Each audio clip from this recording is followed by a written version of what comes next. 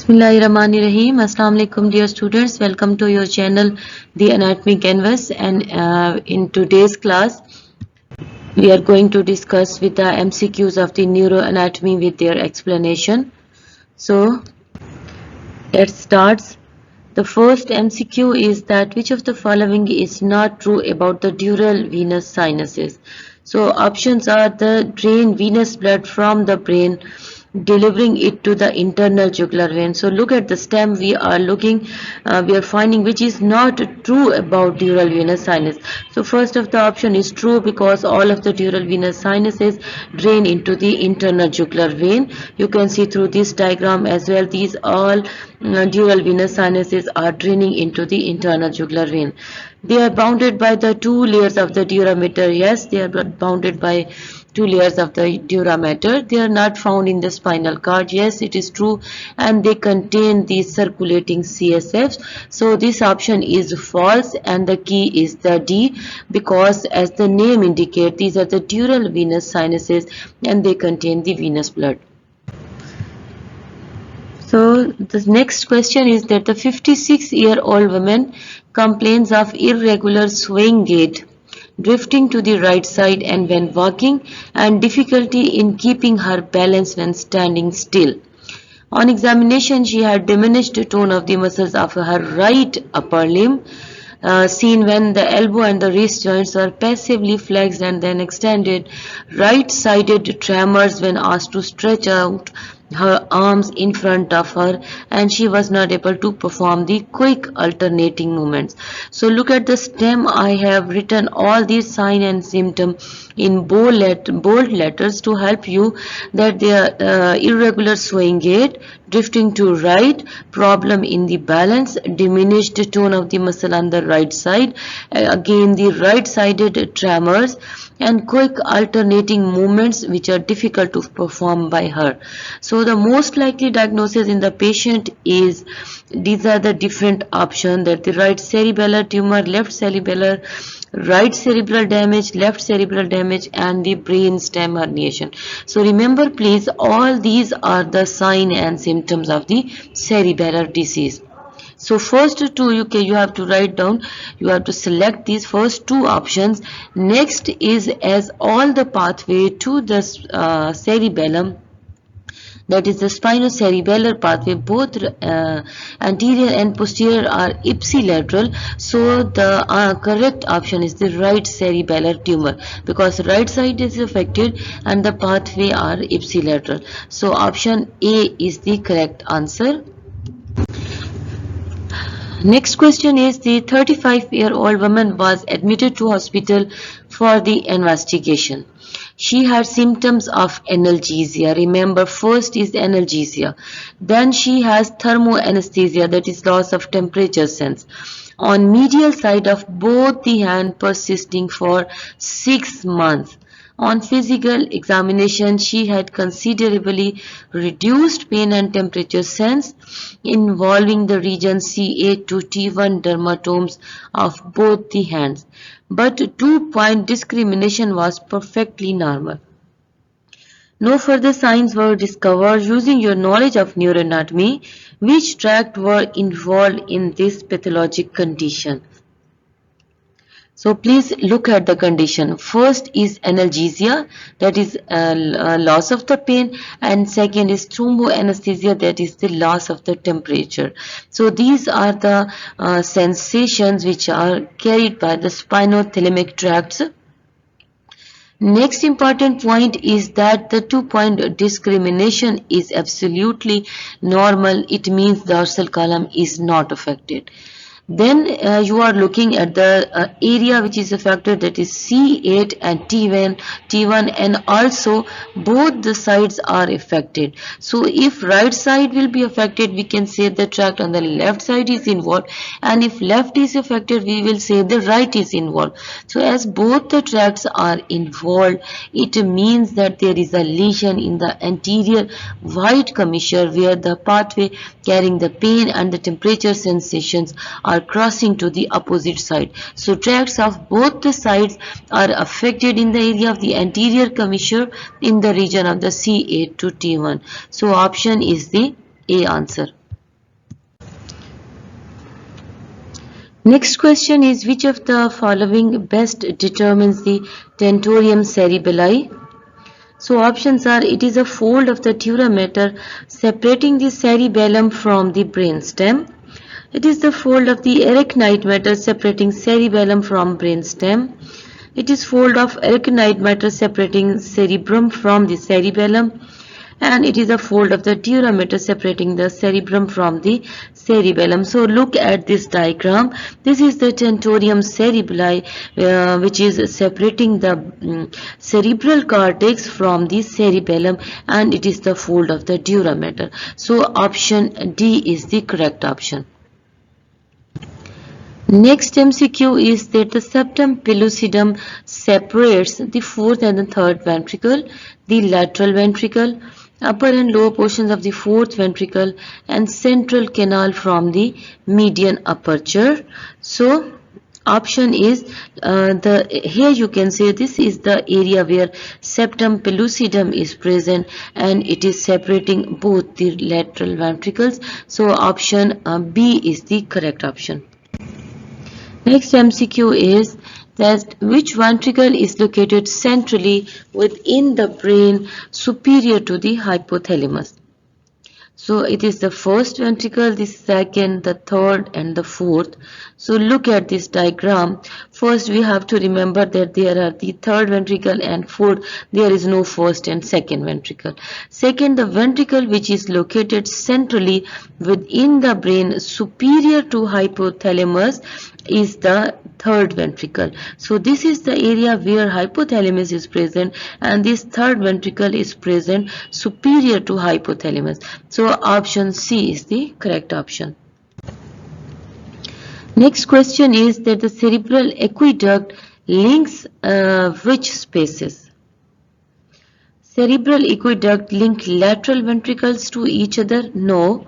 Lateral ventricles to third ventricle, third ventricle to fourth ventricle, or fourth ventricle to subarachnoid space. So have a look at this diagram.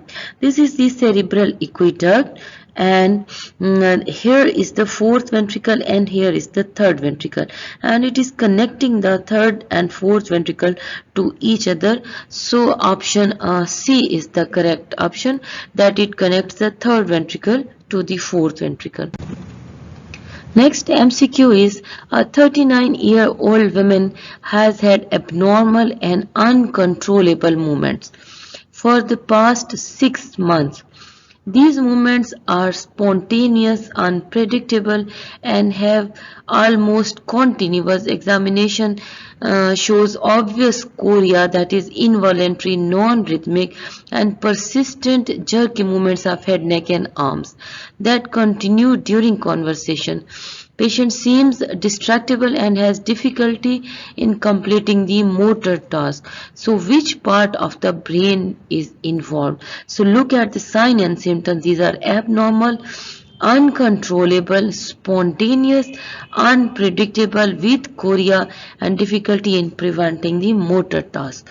So different options are that either amygdala and the claustrum is affected, either epithalamus and metathalamus is affected, or internal capsule and striatum is infected, or putamen and caudate nucleus is affected, or thalamus and subthalamic nucleus is affected. So these all are the functions of the putamen and caudate nucleus, and this is the correct option. So effect in these areas will lead to these abnormalities.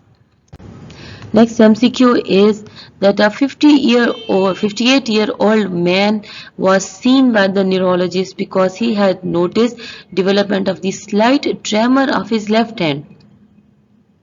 Tremors were present at rest but ceases during voluntary movement.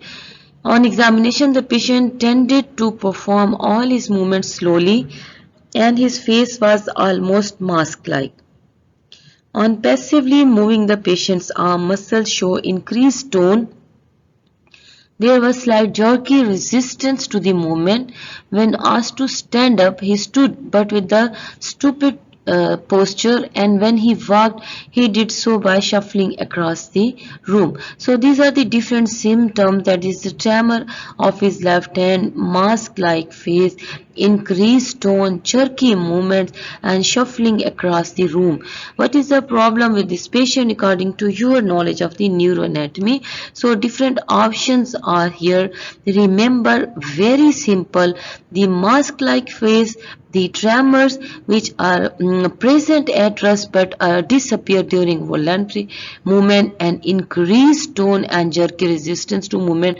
These all are the typical signs of the cerebellar disease, that is the Parkinson's disease. Other diseases don't go into detail.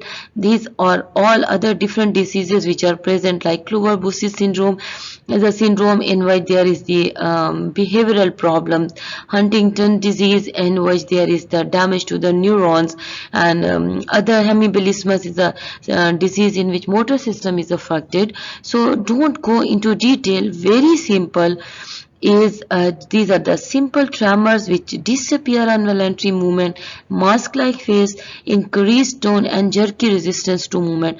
These are all typical signs of the Parkinson's or Parkinsonian disorders. So option D is the correct. Next MCQ is that the nuclei for the cardiovascular system and respiratory system are located on first the pons, the medulla, the hypothalamus, and the cerebrum. So look at this diagram. This is the area where pons is medulla is present. Here you can see the pons, the midbrain, the cerebellum, and above midbrain is the cerebral cortex.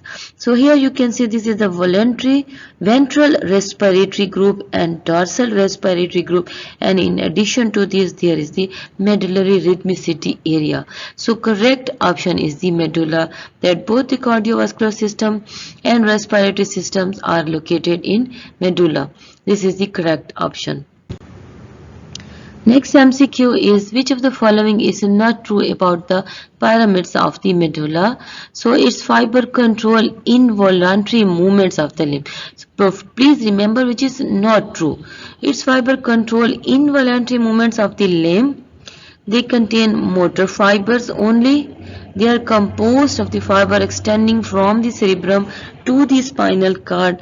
They are located on anterior aspect of the medulla. So here you can see this is the pyramidal system. It starts from the motor cortex, passing through the internal capsule, then to the midbrain through pons, and then to the medulla, and crossing in the present in the pyramids of the medulla, crossing in the area of the major motor decussation to the opposite side, and then descending downward. So this is the pathway, basically the pyramidal system, and option 2 this is that it's fibers control involuntary movement, because pyramidal system basically controls the voluntary movement. That is the extra pyramidal system which controls involuntary movement. So we are looking at the option which is not true is A option. Next MCQ is which of the following does not arises from the vertebral arteries, that is basilar artery, posterior cerebral, middle cerebral, and the cerebellar arteries. So here you can see these are the vertebral arteries. They join to form the basilar arteries. Their branches are the anterior and the superior, anterior inferior cerebellar arteries and superior cerebellar arteries, and then the posterior cerebral arteries. So these basilar artery, posterior cerebral, and cerebellar arteries all are branches of vertebral artery. Only option left is the middle cerebral artery, which is not the branch of the vertebral artery, and this is the correct option. Next MCQ is which of the following statement is true? First, the superior colliculus is responsible for processing information from the vestibulocochlear nerve. So remember please, superior colliculus is responsible for processing information from the visual tracts, not the vestibulocochlear nerve. Second option is superior and inferior colliculi are present on pons. No, it's not true. They are part of the midbrain. Then the superior and inferior colliculi are found dorsal to the ventricular system of the brain, and then superior colliculi are found on tegmentum, whereas inferior are found on the tectum. Note these both of these present in the tectum. So look at this diagram. This is the superior colliculus and this one is the inferior colliculus. Superior colliculus is related to the visual tract through superior brachium into the geniculate body, and inferior colliculus is related to the vestibulocochlear nerve auditory pathway through inferior brachium to the lateral geniculate bodies, and these two are present in tectum of the midbrain and they are present dorsal to the ventricular system of the brain. So option C is the correct option. Next MCQ is, which is general term given to the tract connecting the two cerebral hemisphere. Very simple question. The funiculi are the bundle of the white matter which are running in the spinal cord, like posterior funiculus, anterior funiculus and lateral funiculus. Different tracts are present in the different funiculi. The commissure are actually the fibers which are connecting the two cerebral hemispheres, and peduncle are actually the attaching the cerebellum to the midbrain, pons and medulla, and columns are the, actually here should be the tract. The tracts means the fibers which have same origin, same pathway and same termination. So answer to this question is the commissure. Next question is, a 59-year-old man woke up one morning to find right side of his face paralyzed. When examined by his local medical practitioner, he was found to have the severe complete paralysis of anterior right side of the face. When asked, he was not able to wrinkle his forehead, close his eyes or blow his cheek on right side. He was also found to have severe hypertension. The above is a typical case of the facial nerve lesion. So where exactly has the facial nerve been injured compressing along its pathway? That is either at the facial colliculus, the internal acoustic meatus, at bony facial canal, at the stylomastoid foramen or the internal capsule. So here you can see the diagram. This is the nucleus of the facial nerve, its fiber forming genu, and then these fibers are joined by the efferent division of the nucleus intermedius, fibers coming from the nucleus solitarius. Then these fibers entering, here the genu or the geniculate ganglion is present, and then these fibers giving different branches and then descending. So all these signs and symptoms shows that this is the area where lesion has taken place, and this is the area where the stylomastoid foramen is present, where this nerve exits from the stylomastoid foramen. So correct option is the stylomastoid foramen, that is D.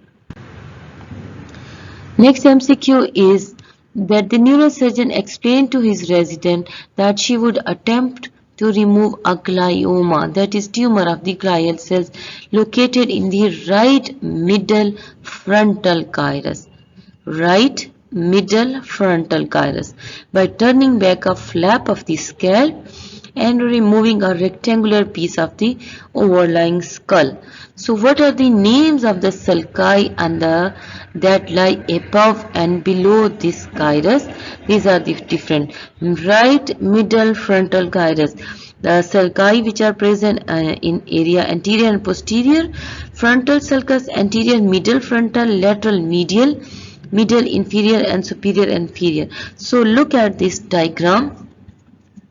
This is the middle frontal gyrus and this is the superior frontal gyrus, and this one is the inferior frontal gyrus. So lesion was there, and the sulcus which is present over here are superior and inferior frontal sulcus. So option is superior and inferior frontal sulcus. This is the correct option, that is E.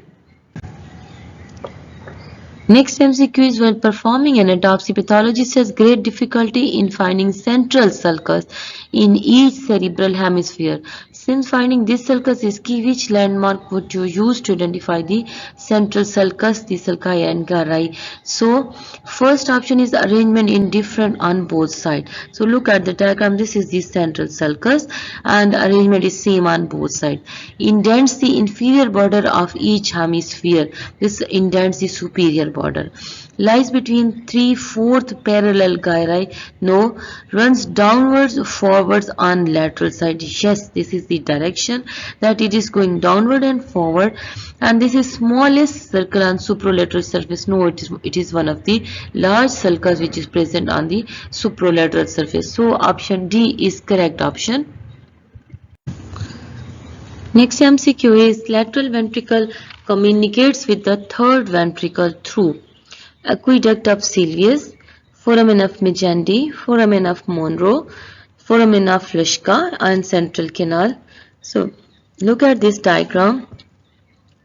This is the third ventricle and this red color area shows the lateral ventricle. So here you can see the junction between third and lateral ventricle is foramen of Monro.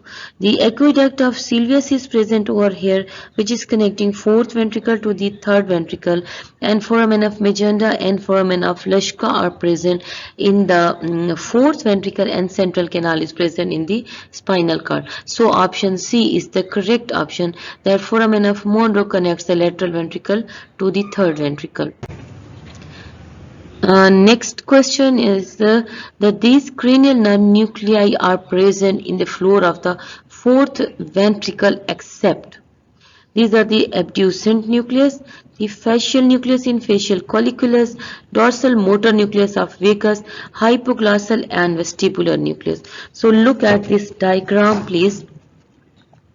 Here you can see this is the section of the floor of the fourth ventricle, and where you can see this is the vagal triangle which is present, the hypoglossal triangle which is present, the facial colliculus is present. So your identification like facial colliculus is here, the dorsal nucleus of the vagus is here, the vestibular and hypoglossal nuclei are also present in this area. So here you can see this is the hypoglossal triangle where the hypoglossal nucleus are present, and here also the vestibular nuclei are present. So abducent nucleus is not present in the floor of the fourth ventricle, and this is the key. Next question is central canal of the spinal cord opens into the subarachnoid space, the lumbar cisternae, the sacral hiatus, the third ventricle and fourth ventricle. This is a very simple question. Here you can say this is the central canal and opening into the fourth ventricle. Don't go into very much detail. This is a very simple question, and option E is the correct option.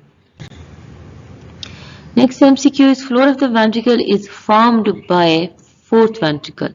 Superior medullary velum, inferior medullary velum, cerebellum, back of medulla, and none of the above. So this is again you can say this is the floor of the fourth ventricle, and a very simple question because cerebellum is not forming the floor of the fourth ventricle. So next question is the primary fissure of the cerebellum separates the superior surface from the inferior surface. Here you can see this is the primary fissure. Either it is separating the superior surface from inferior, anterior lobe from the posterior, posterior lobe from the flocculonodular, paleocerebellum from the neocerebellum, and none of the above. So here you can see this is the primary fissure, and it is separating the anterior lobe from the posterior lobe. The flocculonodular lobe is present over here, and this is the fissure which is separating the anterior and posterior lobe. So option B is the correct option. Next MCQ is the cerebellum is separated from the cerebral hemispheres by the falx cerebri, falx cerebelli, tentorium cerebelli, galea aponeurotica, and fourth ventricle. So option C is correct. This is a very simple question, that the cerebellum is separated from cerebrum by the tentorium cerebelli. Next question is superior cerebellum connects the cerebellum with the rustiform body, inferior olive, medulla, midbrain and pons. So here you can see in blue color this is superior cerebellar peduncle, in green color is middle cerebellar peduncle and in red color is inferior peduncle. So superior connects the cerebellum to the midbrain, middle connects the cerebellum to the pons and inferior connects the cerebellum to the medulla. So here we are looking at superior cerebellar peduncle which connects the cerebellum to the midbrain. So option D is the correct option.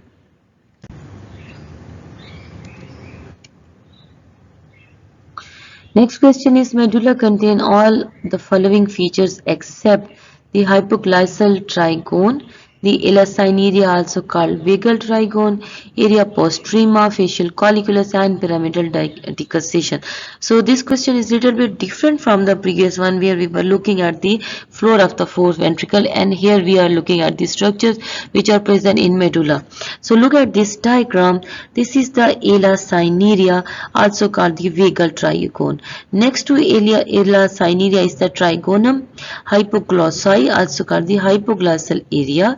Here you can also the area postrema which is present over here, and also the pyramidal decussation as you all know is present in the medulla. So option which is left is the facial colliculus. Here the facial colliculus is present and it is the part of the pons, not the medulla. So option D is the correct option.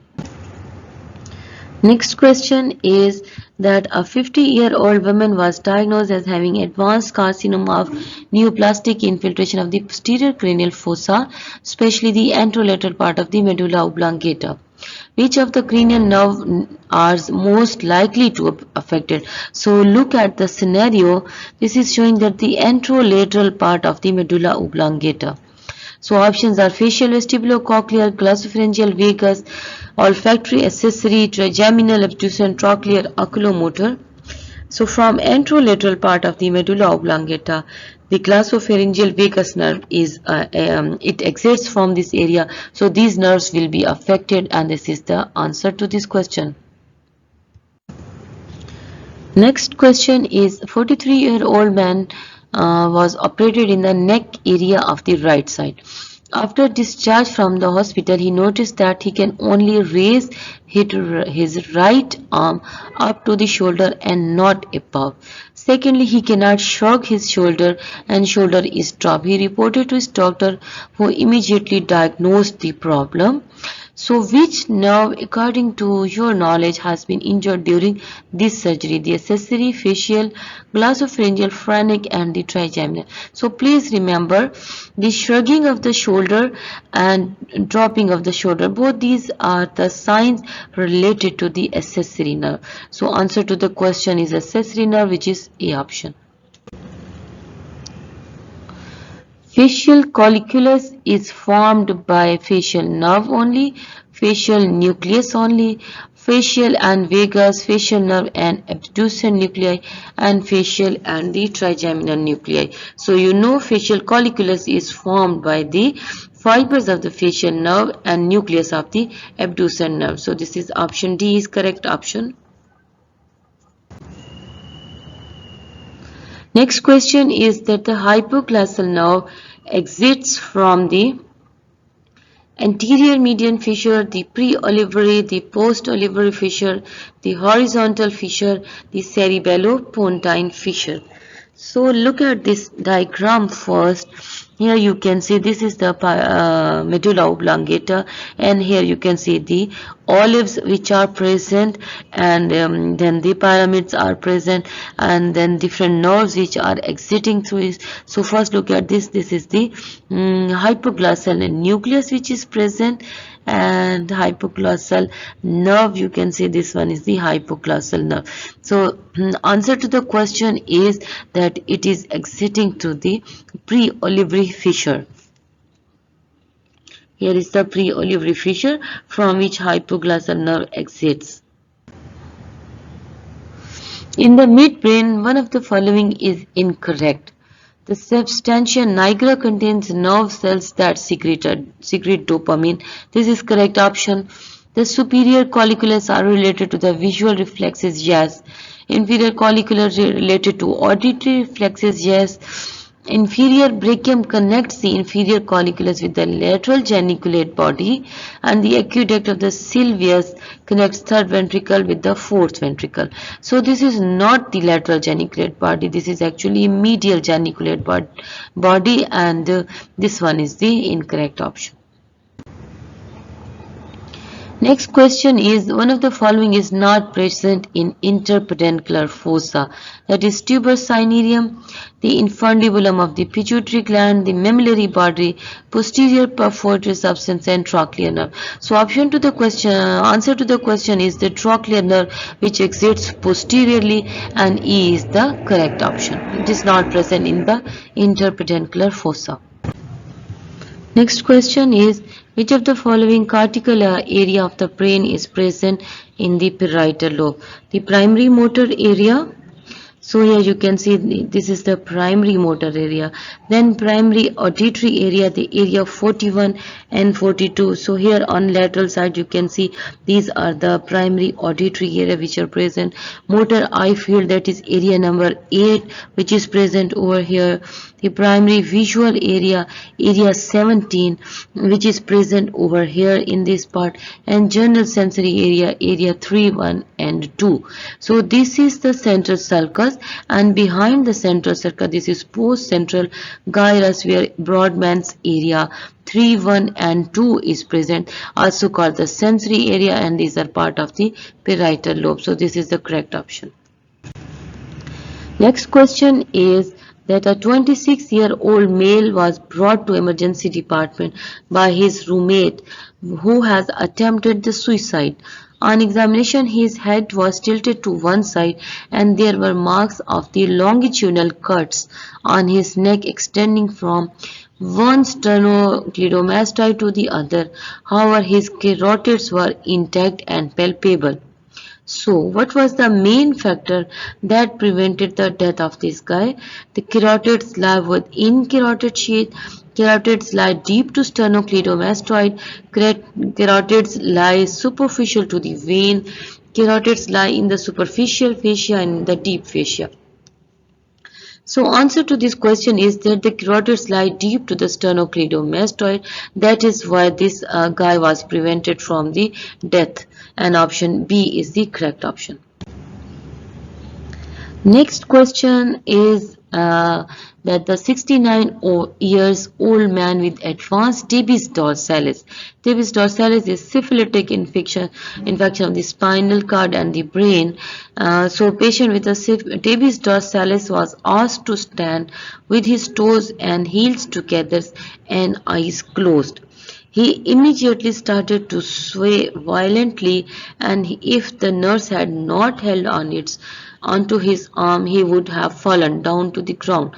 That is the positive Romberg sign. The lower thoracic and lumbar sacral segments of the spinal cord are involved first. So, which of the following sensations are lost in this patient according to your knowledge of the different tracts of the spinal cord? And remember, this positive Romberg sign is typical of the proprioception, and this proprioception is carried through the dorsal column. So this proprioception, the pathway carrying the sensation of the proprioception, is affected in such patient, and this is the answer to this question. So here I complete my today's class. Thank you very much, dear students, for your attention for the today's class, and inshallah remaining MCQ we will do in the next class. Till then, Allah Hafiz.